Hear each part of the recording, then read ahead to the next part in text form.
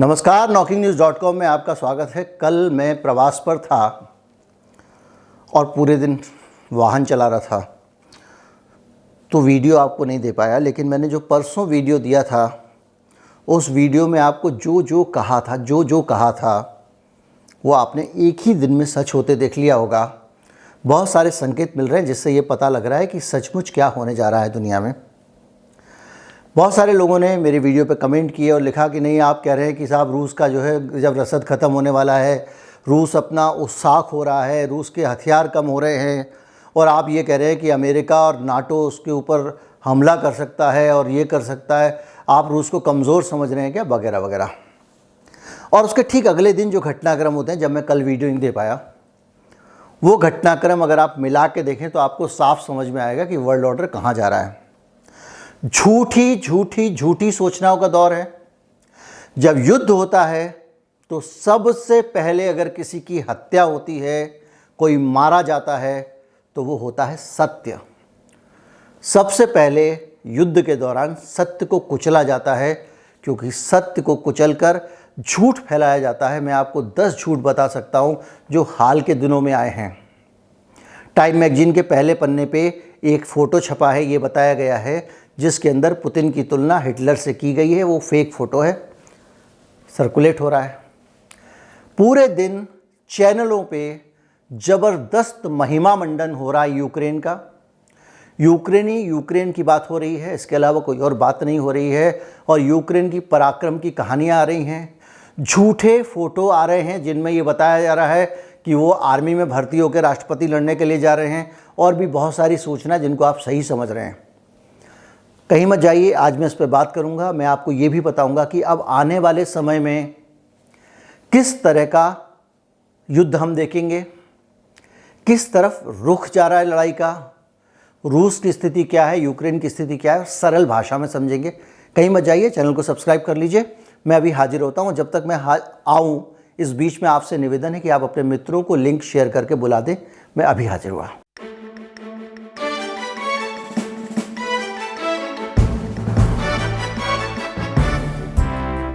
अगर आप इस चैनल को सपोर्ट करना चाहते हैं तो हमारा UPI ID डिस्क्रिप्शन में है। इसके अलावा स्क्रीन पर भी एक बारकोड आपको दिखाई देगा, जिसको स्कैन करके आप भुगतान कर सकते हैं। कुछ लोगों ने शिकायत की है कि उनको कोड स्कैन करने में दिक्कतें आ रही हैं। ऐसे लोग कमेंट में ज़रूर बताएं, ताकि हम उसको बैंक के साथ उसको टेकअप कर सकें। मैंने आपको ये बताया था कि किस तरह से रूस को अब चिंता इस बात की है कि उसके हथियार कम हो रहे हैं। पिस्टल वाला मैंने उदाहरण दिया था कि 5 गोलियां ख़त्म हो चुकी हैं, 1 गोली बची हुई है। और चिंता ये भी है कि जिस आदमी पे गोली चलानी है वो अपने कुछ लोगों को और बुला सकता है। उधर अमेरिका इस घात में बैठा हुआ है कि ज़रा थक जाए रूस, ज़रा रूस कमज़ोर पड़ जाए, रूस के कुछ हथियार कमज़ोर हो जाए, कुछ हौसले कमज़ोर हो जाएं, तो हम इस लड़ाई के बीच में घुसें और हीरो बन जाएं।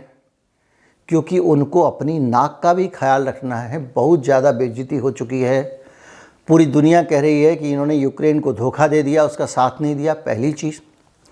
दूसरी चीज़, दुनिया ये कह रही है कि रूस महाशक्ति बन चुका है, बहुत बड़ी ताकत बन चुका है। और ऐसी हालत में रूस अगर ऐसे ही अजेय रहता है तो अमेरिका की धमक थोड़ी कम हो जाएगी। और उसकी धमक का हाल आपको पता है कि दुनिया का ऐसा कोई कोना नहीं है जहाँ पे अमेरिका ने अपनी सेना नहीं रख रखी हो। रूस को भले ही वो जितना बुरा कहे, लेकिन रूस ने अपनी सीमाओं से आगे जाके कभी ये नहीं किया कि यहाँ पे डिप्लॉय कर दिया, वहाँ सैनिक अड्डा बना दिया, वहाँ पे ये बना दिया। अमेरिका ने तो पूरी दुनिया में बनाया हुआ है। किसी दिन ये भी समझाऊंगा कि ये जो ग्लोबलाइजेशन किया है, इसके ज़रिए अमेरिका किस तरह से गुलाम बनाने की कोशिश कर रहा है। तो जो भी है, ये सब बातें मैंने आपको बताई थी। और उसके ठीक बाद का घटनाक्रम ये है कि राष्ट्रपति जो पुतिन हैं, वो यूक्रेन से बातचीत के लिए तैयार हो गए। उन्होंने खुद ही यूक्रेन से बातचीत के लिए प्रस्ताव रखा कि आ जाओ, बेलारूस में बात कर लो। जो यूक्रेन चूं चपड़ कर रहा था, वो भी पहुंच गया बातचीत करने के लिए। एक दौर की बातचीत भी हो गई है। इस बीच में लड़ाई चल रही है। जो पिटने वाला होता है वो हमेशा कहता है जी सीज़ फायर करो, बातचीत कर सीज़ फायर के साथ करो। जो पीटने वाला होता है वो कह रहा है ना जी, बातचीत जो होती है वो, लेकिन हम सीज़ फायर नहीं करेंगे, हम दबाव बना के रखेंगे। तो ये बातचीत क्यों कर रहे हैं? एक चीज़ ये बातचीत इसलिए करने को रूस उतारू है कि उसको लग रहा है कि अगर ज़्यादा लंबा खिंचा युद्ध तो यूरोप वाले यहाँ आ जाएंगे, हमारे सर पे आ जाएंगे। और अब जिस तरह से जर्मनी ने, फ्रांस ने और दूसरे देशों ने मदद करनी शुरू कर दी है, पोलैंड ने, और हथियार, लड़ाकू विमान यूक्रेन को भेजे जा रहे हैं, जेलेंस्की को भेजे जा रहे हैं, ऐसे में अब आप देखिए नाटो का हस्तक्षेप इस युद्ध में शुरू हो गया है, जिसकी मैंने आपसे बात की थी। और ये भी कहा जा रहा है कि गुप्त रूप से अपने सैनिक भी ये लोग देने वाले हैं, हथियार भी देने वाले हैं। और इस बात की तस्दीक इस चीज़ से होती है कि रूस ने जो परमाणु युद्ध की धमकी दी है, जो अपनी पनडुब्बियों की रिहर्सल कराई है परमाणु हथियार चलाने वाली, न्यूक्लियर डिटरेंस को लेकर अलर्ट कर दिया है, खुद पुतिन ने बैठक ली है, वो न्यूक्लियर धमकी इसलिए नहीं है कि कीव को काबू करना है। कीव को तो हो सकता है 2 दिन 4 दिन ज़्यादा लगे काबू कर लें, लेकिन वो धमकी ये कह रही है, पुतिन ये कह रहे हैं कि मैं यूक्रेन से निपट रहा हूँ, बीच में आने की कोशिश मत करना, वरना मैं परमाणु बम छोड़ने से भी नहीं हिचकूंगा। यानी वो धमकी अमेरिका के लिए है और अमेरिका इसका जवाब भी दे रहा है। बाइडेन कह रहे हैं कि हमारे लोग, अगर परमाणु युद्ध होता है तो हम अपनी रक्षा करने में सक्षम हैं। यानी लड़ाई उधर है, धमकी उनसे है कि भाई बीच में मत आना, बीच बचाव करोगे तो बहुत पिटोगे। ये पुतिन की धमकी है और यूरोप को, नाटो को, अमेरिका को धमकी है। और इस धमकी के बीच में बार बार वो दबाव बना रहा है यूक्रेन पे कि तू भाई बातचीत की टेबल पे आ जा, 2-3 काम कर दे, इनसे बोलो प्रतिबंध हटा लें, तू अपना नाटो से अपना प्रपोजल वापस ले ले और मिलजुल के रहते हैं और अपने हथियार कम करो, अब तुमसे हमको खतरा हो गया है। ये है नया प्रपोजल। अब इसके बीच में क्या हो रहा है कि वो यूक्रेन कह रहा है कि भाई आप तो कह रहे हो हथियार कम करो, अब यूक्रेन का कहना कह रहा है जैसे आपने घर में घुस के पीटा है, आगे भी पीट सकते हो, इसलिए हम तो भैया बंदूक रखेंगे, हम तो हथियार रखेंगे अपने घर में, आप घर में घुस के कभी भी पीट सकते हो। तो ये चल रहा है। ऐसा जब मामला होता है 2, 4, 6 दौर की बातचीत होती है, उसके बाद कोई रास्ता निकलता है। लेकिन इस बीच में पश्चिम का साइड जो है ना, एक और मैं आपको सबूत देता हूँ। पूरब की तरफ रूस है, पश्चिम का जो बॉर्डर है वो अभी बहुत कंफर्टेबल है। वहाँ से पोलैंड देखिए हथियार भेज रहा है, ये कर रहा है। तो पश्चिम की तरफ से घेराबंदी अब रूस ने कर दी है शुरू। पश्चिम की तरफ से अगर वो घेराबंदी करता है, वो अपने हथियार तैनात कर देता है, तो ये नाटो रसद भेज रहा है, जो हथियार भेज रहा है इनको भी बंद कर दिया जाएगा। और जैसे ही नाटो का कोई विमान या दूसरी चीज़ वहाँ से आएगी यूक्रेन के लिए, उसको मार गिराया जाएगा। यानी सारा का सारा फोकस अब यूक्रेन के बाद में अमेरिका के पिट्ठू देश और रूस के बीच का हो गया है। चीन लोग वगैरह बाकी लोग उसको सपोर्ट ज़रूर कर रहे हैं, लेकिन अब दिक्कत ये है कि पूरी की पूरी बात, एक बात अच्छी तरह से समझ लीजिए कि अमेरिका ने हमेशा छल किया है और everything is fair in love and war. America इस वॉर के अंदर सब कुछ फेयर मानते हुए, भले ही वो ऐलान कर चुका है कि वो नहीं लड़ेगा, अगर उसको सही अवसर मिला तो घुस भी जाएगा, अपनी बादशाहत और सल्तनत को कायम करने के लिए, पूरी दुनिया पे अपनी बॉसगिरी झाड़ने के लिए उसको ये अच्छा मौका लगेगा। और पुतिन इसको समझ रहे हैं, इसीलिए वो कह रहे हैं कि मैं परमाणु बम से उड़ा दूंगा, मेरी तरफ देखने की कोशिश मत करना। और यूक्रेन को कहना है भैया बातचीत कर ले, समझ जा, इनके चक्कर में मत पड़ा। ये कहानी चल रही है और इस बीच में लगातार ताबड़तोड़ जैसे अतिक्रमण हथौड़ा चलता है, वैसे पूरे के पूरे यूक्रेन को उजाड़ा जा रहा है। अब जो भी हो, लेकिन इतना पक्का मान के चलिए कि ये अमेरिका और जो तीसरी पार्टियां इसमें घुसी, उन्होंने कर दिया है पूरा का पूरा कांड और यूक्रेन को कर दिया बर्बाद। मैं आपको कभी वीडियो बनाऊंगा, बताऊंगा आपको कि किस तरह से ये पूरी इन्फॉर्मेशंस आ रही हैं आपके पास, जो सूचना मिल रही है युद्ध की। भारत के चैनल क्यों यूक्रेन का पुराण गा रहे हैं, उसको समझाने की कोशिश करूंगा। हालांकि मैं अपने वीडियोज़ में सिर्फ चीज़ें बताता रहता हूं कि किस तरह से जो वेस्ट है वो पूरा का पूरा मीडिया वेस्ट के हाथ में है। वेस्टर्न मीडिया कहा जाता है इसको।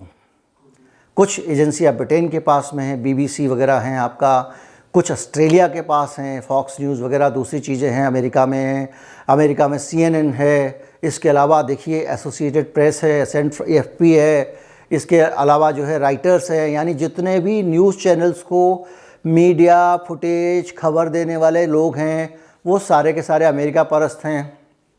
और ये एजेंसियां किस तरह से न्यूट्रल रिपोर्टिंग करने के बजाय अपने देश और यूरोप के पक्ष में उन लोग, ये सब वही गोरे हैं जो हमारे यहाँ राज करके गए हैं, तो ये उन लोगों के पक्ष में रिपोर्टिंग ही करते हैं हमेशा।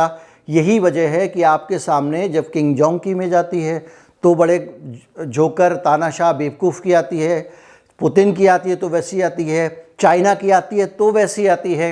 जो लोग इस पश्चिम के छाते के नीचे खड़े हुए नहीं हैं उन सबकी छवि ये साल भर ख़राब करते रहते 12 महीने। और हमारे जो भारतीय चैनल हैं इनकी दिक्कत ये है कि इनके पास कोई रिपोर्टिंग नेटवर्क नहीं है दुनिया भर में। ये इन्हीं लोगों की फुटेज ले लेके चलाते हैं।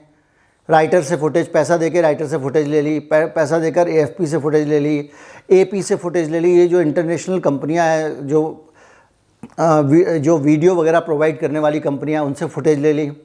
जो ANI है भारत का, ये राइटर्स से राइटर्स का हिंदुस्तान में फ्रेंचाइजी है। तो ये सब लोग इंटरनेशनल फुटेज इनके पास जो आती है ये वेस्टर्न मीडिया से ही आती है। जो इंटरनेशनल खबरें आती हैं वो पश्चिमी मीडिया से आती हैं। तो आपको कभी भी रूस का पक्ष पता नहीं चल सकता, आपको चीन का पक्ष कभी पता नहीं चलेगा, क्योंकि ये जो ताकतें हैं ये वेस्टर्न ताकतें हैं। आपने कोविड के दौर में भी देखा सारा वेस्टर्न मीडिया मिलके क्या एक तरह से काम कर रहा था, और फेसबुक किस तरह काम कर रहा था, यूट्यूब किस तरह से काम कर रहा था।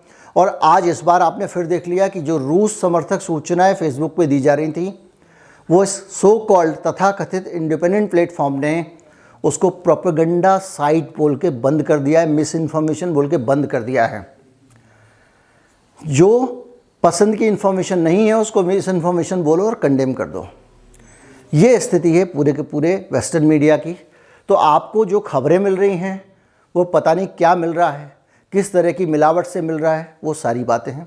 और उस बीच में मैंने आपको बताया कि किस तरह से रूस की रणनीति चल रही है। कल फिर वीडियो लेकर आएंगे और सरल चीज़ें लेकर आएंगे। मैं कोशिश करूंगा कि ये जो इन्होंने ये जो शिफ्ट पे रोक लगा दी है इससे क्या रूस का बिगड़ने वाला है, और इस शिफ्ट पे रोक लगाने का मतलब भारत के लिए क्या है, और हमको क्यों संभल जाना चाहिए, चीन क्यों निश्चिंत है, इस सब पे अपन बात करेंगे। कल फिर नए वीडियो के साथ आते हैं। नमस्कार, जय हिंद।